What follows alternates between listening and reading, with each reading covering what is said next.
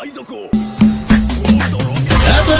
الطروق يا مجد وغنه واحتزم العيال وايل يا ابني وايل كل ذهب العز والمعنى بفنه انعسف افكارها صدنا الجزاير انت يا صوت عنزه شنه ودنه حاجز المعنى على المغزى صمايل عنزي ما فيه كنه وارد العز ما هب الدقايق وارد العز ما هب الدقايق وانعطينا للعطا ما فيه منا لا حسبنا للخسائر والحصاير كيف نأتي ليها من جهنه هيبة الولان طالت كل طاير الجزيرة كل ديره مستكنه فوقها الولان تمدح بالفضايل